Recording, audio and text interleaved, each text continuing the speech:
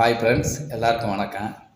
அதாவது இராணுவத்தில் அழிஞ்சவனை விட ஆணவத்தில் அழிஞ்சவன் தான் அதிகம் அப்படின்ட்டு சந்தானம் ஒரு திரைப்படத்தில் சொல்லுவார். அது சம்மந்தமான ஒரு கதை. ஒரு யானை என்ன பண்ணியிருக்கு, காட்டுக்குள்ளே தலை தெறிக்க ஒடியாந்துருக்கு, பயந்துக்கிட்டு பயங்கரமாக பிளிரிக்கிட்டு ஒடியாந்துருக்கு.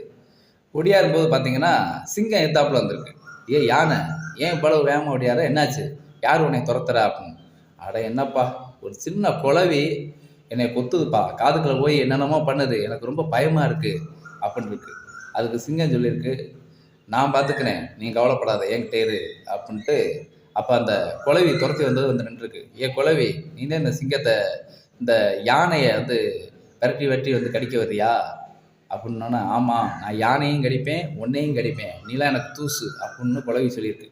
சரி ரைட்டு அப்படின்னோன்னே, அப்படியா அப்படின்ட்டு சிங்கம் சீறி போய் அந்த குளவியை அடிக்க போயிருக்கு. ஆனால் குளவி என்ன பண்ணியிருக்கு, விரட்டி சிங்கத்தை விரட்டி கொத்திருக்கு.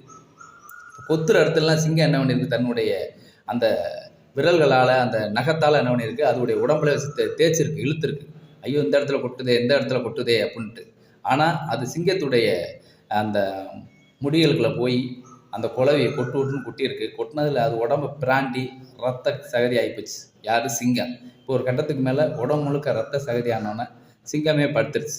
படுத்தோன்னே இப்போ குளவி என்ன சொல்லுது அப்படின்னா, தலைக்கணத்தில் ஆடுது. பார்த்தீங்களா, நீங்கள் எவ்வளோ பெரிய உருவம், ஆனால் நான் சின்ன ஆள், எப்படி உங்கள் 2 பேரையும் ஆட்டி படைத்தேன் அப்படின்ட்டு அப்படியே தலைக்கணத்தில் என்ன பண்ணுது, வேமா ஸ்பீடாக பறந்து போகும்போது பார்த்தீங்கன்னா ஒரு சிலந்தி பூச்சி வலை இருக்குது. அந்த வலையில் போய் சிக்கி அந்த குளவிக்கு எவ்வளோதான் ஆயுசே முடிஞ்சு வச்சு. அதனால் நம்ம இராணுவத்தில் அழிஞ்சவனை விட ஆணவத்தில் அழிஞ்சவன் தான் அதிகம். அதனால் தலைக்கணம் இல்லாமல் மனிதன் வாழணும் அப்படிங்கிறதுக்கு இந்த ஒரு கதை, அற்புதமான கதை. இது போல் மீண்டும் ஒரு கதையோடு சந்திப்போம். நன்றி, வணக்கம்.